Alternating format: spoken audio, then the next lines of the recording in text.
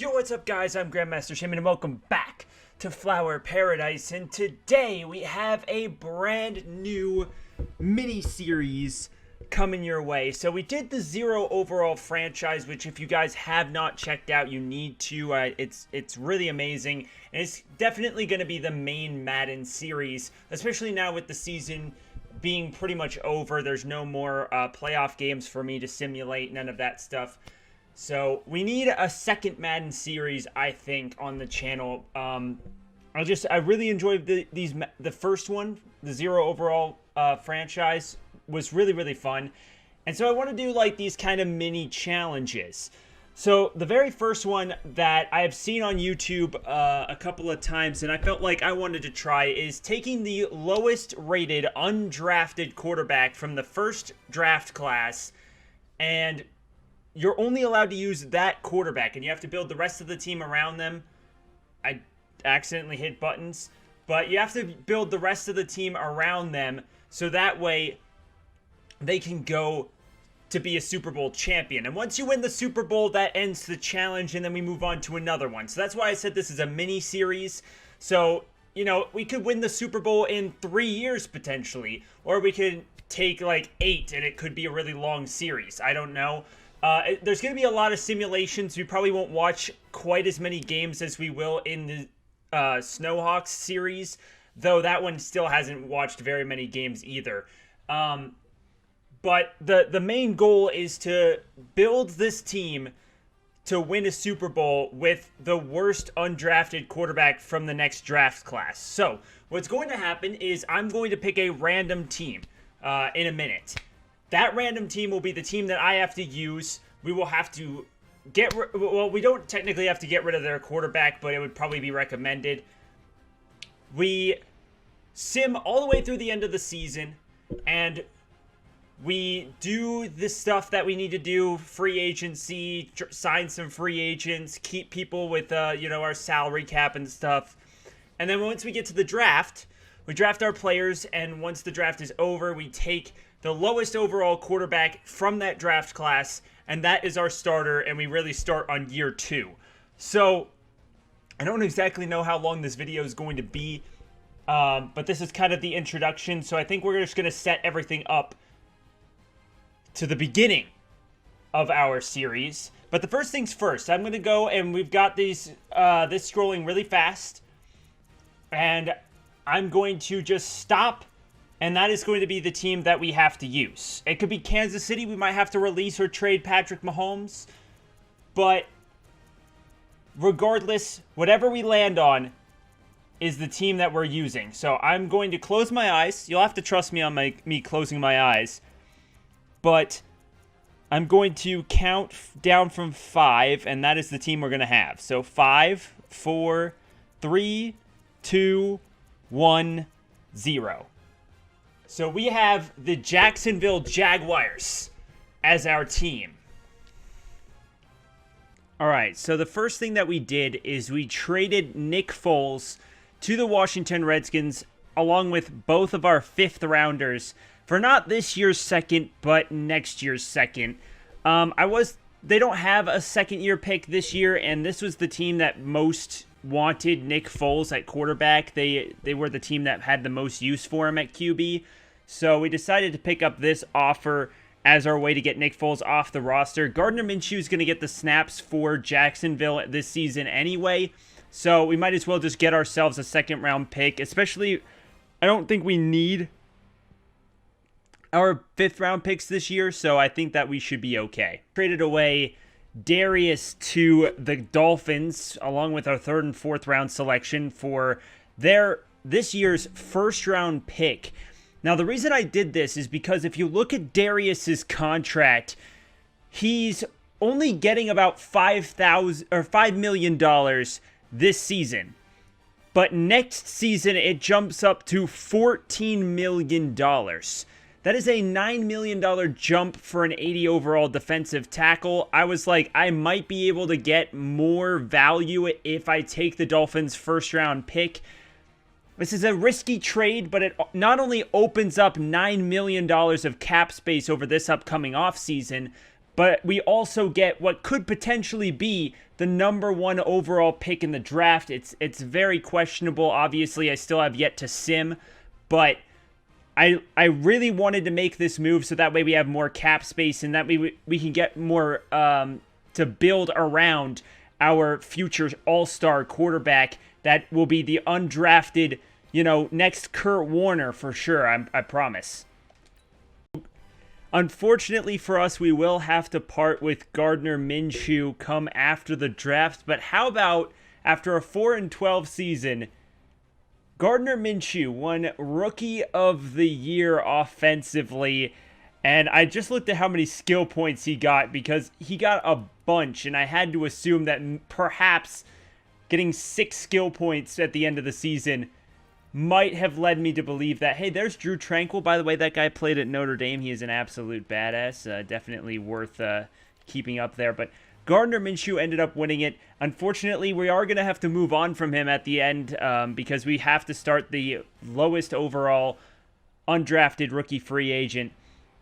But pretty cool to see him there. He'll probably start for another NFL franchise. He also has superstar development, by the way. Just thought I'd let you guys know that before I move on to the offseason.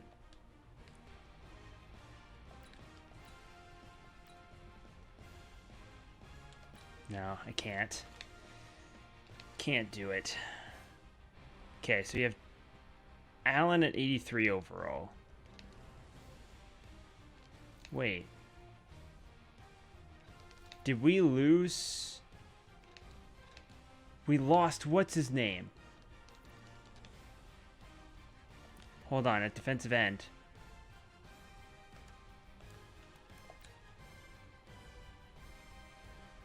Oh my goodness, Calais Campbell retired. I did not expect that at all. He retired like after the first week of the off season. That's pretty crazy. Tom Brady didn't retire. Drew Brees didn't retire. But this guy, Calais Campbell, retired.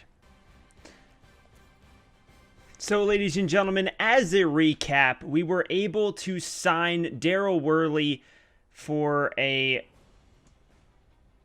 reasonable contract, as we were able to, I believe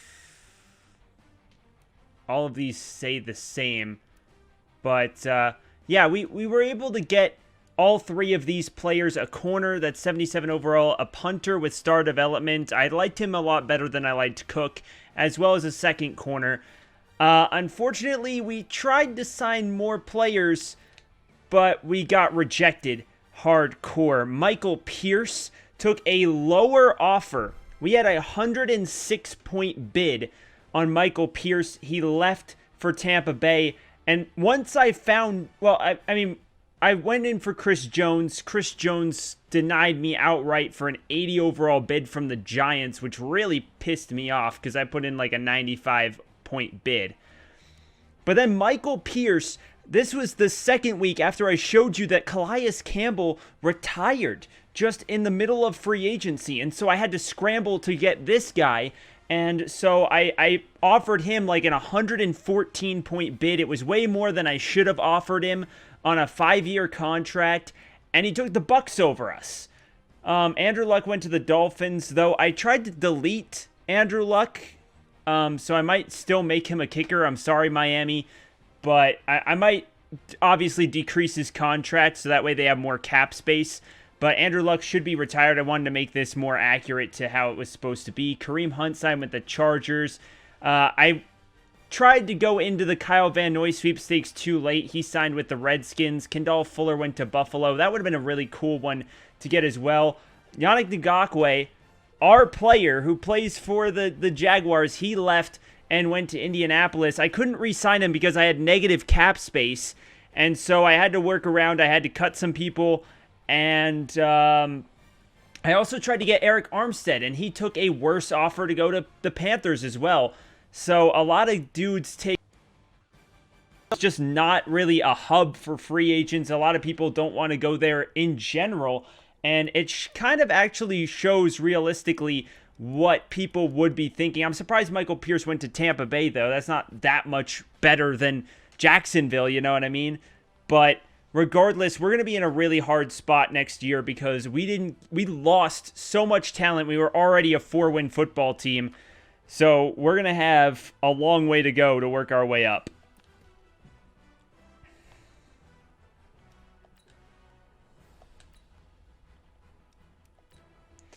So the Buffalo Bills got the number 1 pick in the draft, but we have the number 2 and the number 3 pick in the draft because remember we traded away Nick Foles earlier for a second-round pick, and then on top of that we traded the Miami Dolphins for our 80 overall defensive tackle, which in hindsight now looks like a bad idea, but who knows? Maybe we pick someone up, one of the rookies, and it turns out to be a good idea, but I might try and play around with these picks before we get to the number 1 pick with Buffalo.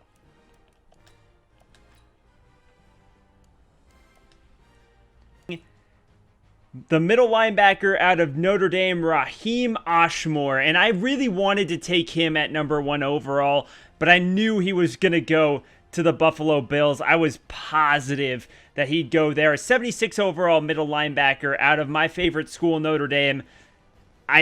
I was drawn to him. I love Notre Dame. They're my favorite college football team and really pretty much all college sports, college in general.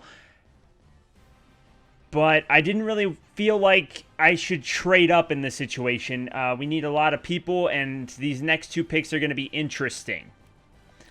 If we look at the draft board as it stands right now, we have a number of picks that we could potentially get. Lynn Meeks is one that I've kind of been keeping an eye on. He's probably going to go higher than he should. Again, a mid-first round pick, but A, spectacular catch, A- catch in traffic, B, release. He's second in the bench press from wideout. He's very, very interesting as a prospect, and I definitely like his skill set. However, I don't know if I necessarily need to go wide receiver here. We have a lot of pretty decent wide receivers, and he would probably be no better than the 3rd wideout. But his skill set's very intriguing, and if we want our really low overall quarterback to be able to do anything, we're going to need the talent to surround him. I was also thinking about running backs. We do have a potential player that we could get late in the 1st round or with our 2nd round pick as well.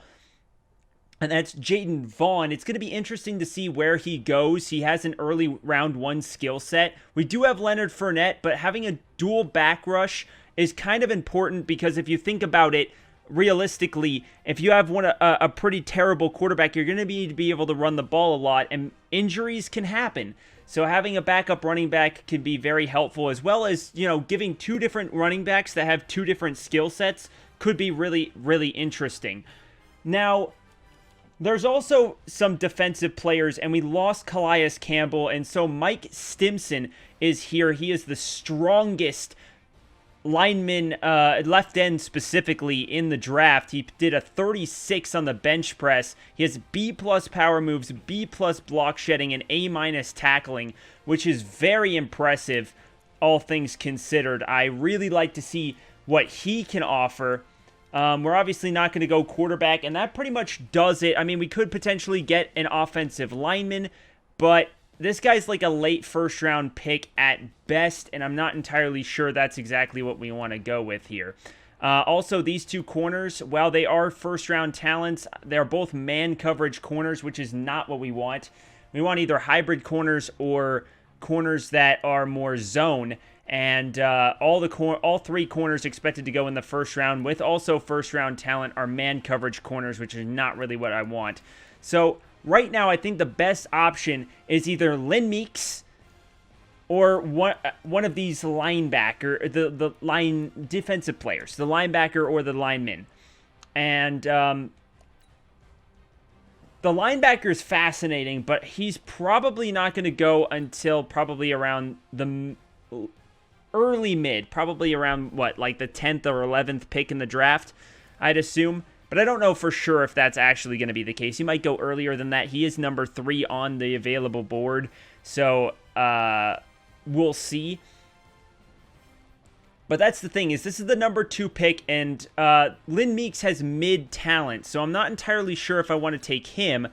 But Stimson has really, really solid talent from that position. So, let's see.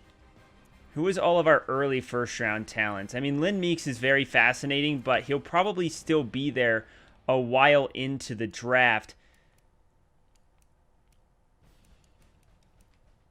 And then our halfback is early round 1 talent, but I don't think he'll go until late first round at best. So I might try and trade down here. The offers that the CPU gives us are probably garbage. No, they're actually really good. We could trade down to 10, get a pick next year, and a second round pick from the Vikings. That is a really fascinating one. We could drop to 17, get next year's first and third, though I don't see why we'd get a third, and then 19. So I think we take the Vikings' pick here, and we drop to 10. Who do the Vikings take at number 2 overall? They take David Adams, the man-to-man cover corner out of NC State. I don't feel bad about passing up on him because I really didn't want him in the first place. So that leaves Lynn Meeks as the top player on the board. And again, I still think he has a really, really good skill set, but I'm not sure if I actually need him to go here. Mike Stimson is probably the biggest thing because I think this guy has a lot of potential on the defensive line, and I think we're going to need a new player to step in for Calais Campbell. So with the 3rd pick in the NFL draft, we get a 76 overall hidden development, Mike Stimson out of Central Florida. He stays in Florida. He's right nearby. I feel like it's just one of those picks that was meant to be. It's going to be fascinating to see what his hidden development turns out to be at this point. So the Detroit Lions are now on the clock, and they're going to go with Hudson Fordham out of Alabama at middle linebacker. Not exactly the greatest selection, but 75 overall isn't bad either. Rayshawn Morton, probably another man-to-man corner, I'd assume. And then Joshua Franklin, a tight end out of UCLA. Pretty solid pickup there. Then you've got Lynn Meeks, that wideout out of Vandy that I was thinking would probably go a little bit later in the draft. He's 74 overall. It's going to be fascinating. I'm probably going to check out to see what his skill set is that he's rocking out with. Then we have a 69 overall left guard. And then we have Mitch Copeland, the top quarterback in the draft class before we get back on the clock.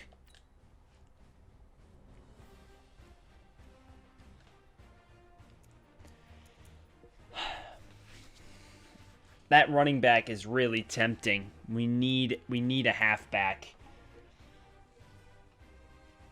I have some decent wideouts. I didn't get the tight end I was looking for. But our offensive line is not terrible. And then defensively, we have a new defensive lineman. We have 4 pretty solid corners. A safety, another defensive lineman. Those are probably our best bets defensively.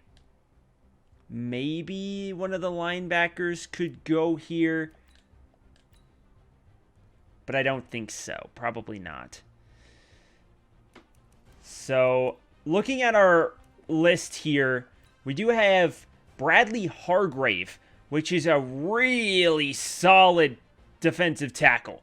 He placed in the top 3 in defensive tackles in every stat category, has A- finesse moves, despite being number 2 in the bench press and number 2 in speed.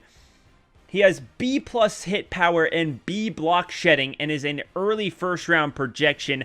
This guy looks absolutely solid. And again, losing Calais Campbell and looking at our defensive line, we need some new guys to fill those slots, and I think this guy is going to be perfect for it. I'm going to take him right here. Another defensive lineman, 76 overall, hidden development, and we take him number 10 overall when he's the 9th best player on the board. That's going to be phenomenal. I think he's going to be pretty talented as well. So 276 overall players. Do we trade back up for another one? Let's see who goes here. Jalen Browning, a corner out of Tennessee, goes here. And then Rashawn Matthews, a tight end out of Michigan. Mac Bell, wide receiver, Washington State.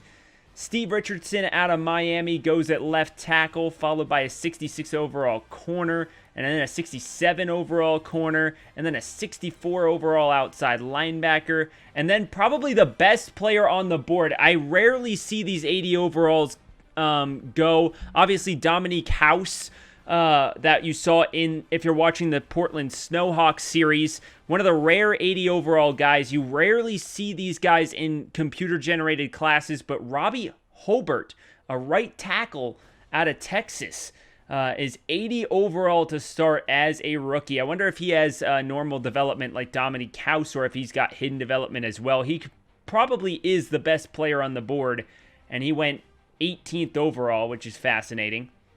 A 67 overall left outside linebacker, followed by a center out of Ole Miss that's 63. Then Lockhart, a 67 overall.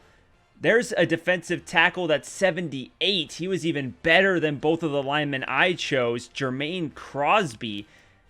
Interesting. Then there's a right tackle that went. Then Goldsberry, a corner. That's actually a lot better than some of the ones that went previously. The Chargers grab a quarterback, Cochrane, or Cotrain, or something along those lines.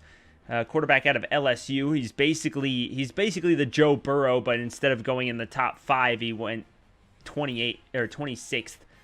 63 overall outside linebacker goes here, then a left tackle that's not super great, then a defensive tackle that's not super great, then a tight end that's pretty decent, then a 68 overall corner, and then a 69 overall left tackle, and the Bills take a right guard. So I think I know exactly where I'm going with this selection. I don't even need to really hesitate too much here because I think that Vaughn is the way to go. Let's double check my scouted board at all positions and check out who we have here. So we have a C overall corner that's supposed to go in the first round. Doesn't make a whole lot of sense to me. Must have something that I cannot see. Then we have a round 1 talented defensive tackle that could go here. Then we have a left tackle that's late first round prospect. A round 1 quarterback. Interesting.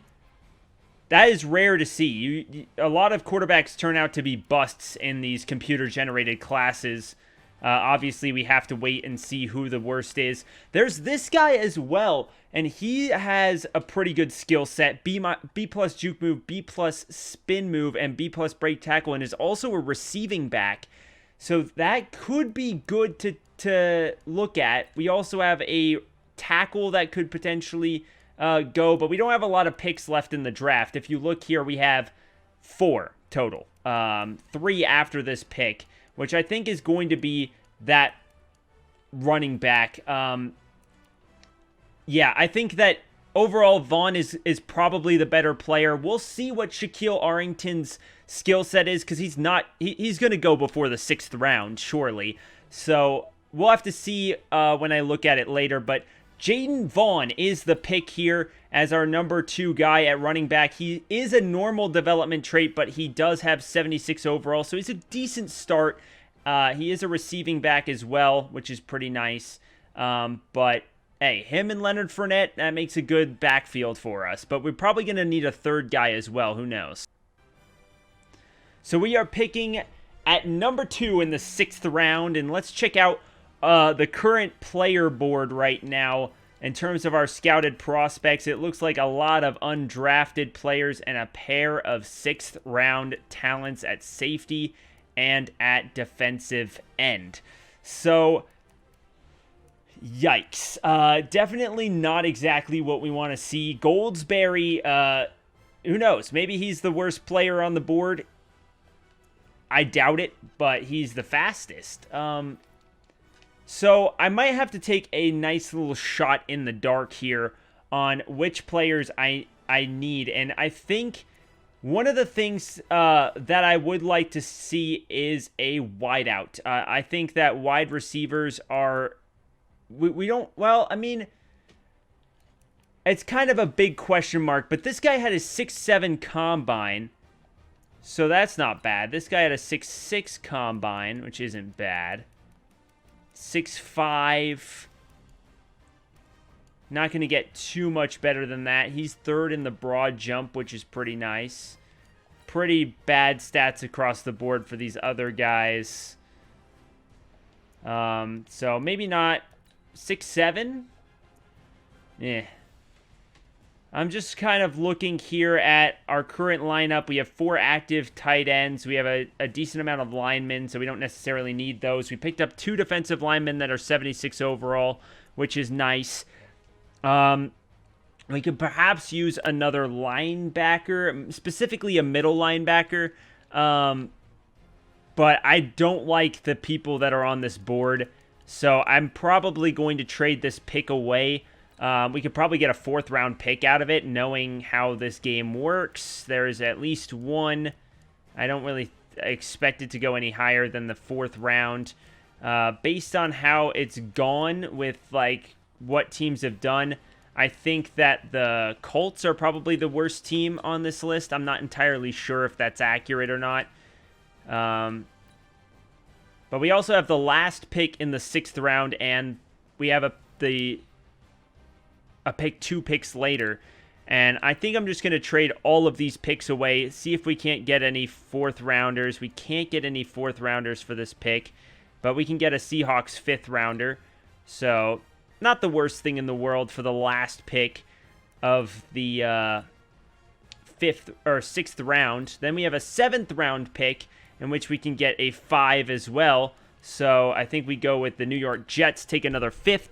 And that puts us off the board here for the NFL draft. So it's going to be interesting to see who is going to be our franchise quarterback. I still don't know. I have no idea what to expect.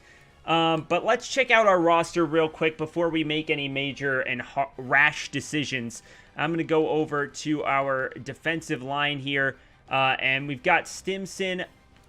So we're going to need...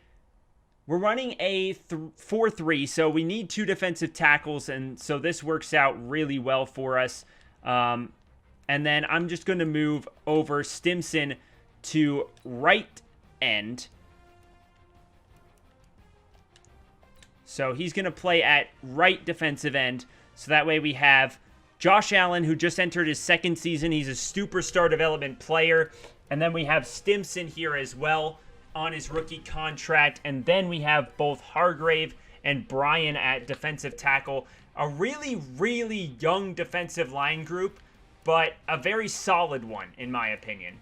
Then we have Jake Ryan, who's pretty decent, probably could use... then there's Onwalu out of Notre Dame. He's not exactly very good, but I like to see my Notre Dame guys on TV. Miles Jack is an 80 overall middle linebacker. So what I'm probably going to do here, Telvin Smith is here as well. So we have a 70 overall player and a 71 overall player, but the 70 is younger. I'm going to move Quincy Williams over to middle linebacker to take the backup spot, just in case, you know, Telvin Smith gets injured or whatever. Or not Telvin Smith. Miles Jack gets injured. I know he's 66 overall now at middle linebacker, but I feel like he fits the void a lot better. So we'll have him back up Miles Jack just in case, you know, something bad happens or whatnot. We have a pretty decent 5-player cornerback class. Very solid cornerback class, to say the least. You're probably not going to get as much playing time as these two, but very solid group there. And then not exactly the best. We've got a very young team to build around. So if people can start making things happen, it could be interesting. But Gardner Minshew is going to have to go off the board for this challenge. So we're going to have to trade him and see what we can get for him. He's a 76 overall superstar development after winning Rookie of the Year player. We might be able to get quite a bit for him. It is time to see who will be our starting quarterback. The worst player is Brent Day, a 48 overall quarterback out of Georgia Tech. This is going to be hard. This is going to be rough. If I remember correctly, which I don't, so I'm going to actually look it up here for a second. But I'm pretty sure this is one of the lower end players that you can even find. All right, well, we have traded Gardner Minshew to the New England Patriots for a first-round draft pick. The Patriots are expected to be one of the best teams in the league this year. With obviously, he's going to train under Tom Brady this season, but Gardner Minshew has to go in order to start our new player, and I like to see this guy shine. I'm curious to see what he does in New England. That's one of the cool parts about this entire series, is that we get to kind of see how these players develop and what they have in store for them in other places. Just so you guys know, I did check. Most people actually have around a 49 to 50 overall player. So we're about there. 48 overall, pretty much normal. Let's see. I believe the highest I've seen it go is like 79. I think 79 is the highest overall I've seen a player get, which is 30 overall points higher than 49 overall. But let's see what he can do in his opening season. Well, we have officially made a trade here as we send Boye over to the Chiefs for Sammy Watkins and a third-round pick. Boye's contract was really massive, and he was going to be here for another 2 years, and we were paying him $15 million a season. I don't know why we were paying him that much, but Watkins, though, also is getting paid a lot. But let me see how it's less. It's about $2 million less, and it is a very solid. And he's only here for one more season. I actually wanted to make this trade more to clear up cap space for next season than anything else. If you guys are curious, not to mention he's a very talented wide receiver that we can use 100%. Obviously, Sammy Watkins will be our number 2 receiver. We also have Westbrook as the number 3 guy and Marquise Lee. So if Day has anybody, our boy Brent Day, he's got one heck of a receiving core. He's got Leonard Fournette, who's 84 overall with superstar development trait. He's got the rookie Vaughn, who has a lot of upside. He's got a solid 70-plus overall offensive line. We've given this guy all the essentials. We have an 80 overall football team, for goodness sakes. I think that this team can definitely make some big things happen. Defensively, we're very, very young. We don't exactly have the best defensive front in the world, as every player is outside of Smith is just 80 overall or between 80 and 70 overall. But overall, not a bad team by any means. I think that we have a pretty solid team, and they can make some good stuff happen over the course of the season. I will tell you that. I think that this team is ready to move on to the regular season. And I have an hour and 20 minutes of footage to shift through, so I'm not entirely sure how long this episode will last. This one's the hardest episode because I have to go through and make all of my changes, and that takes obviously a really long time. But when I cut out all the parts where I'm not talking and I'm just, editing stuff, grabbing some guys, cutting some guys, making sure that my team has enough salary cap space. It's a very long process that doesn't need to be shown, and I only showed you guys the end result. So I don't know exactly how long this episode is, but thank you guys so much for watching this first episode. I hope you guys do enjoy this series. I'm really excited about the kind of mini challenges. I have some ideas for what happens after this Jaguars series, and we'll see how that goes. But I'm pretty excited for these mini series that go along with our 0 overall franchise. So I hope if you guys do like it, make sure you guys hit the like button. I really do appreciate all the support on these series. It's been a lot of fun to watch and a lot of fun to record. And we'll see you all for episode 2 as we get the debut of our quarterback day.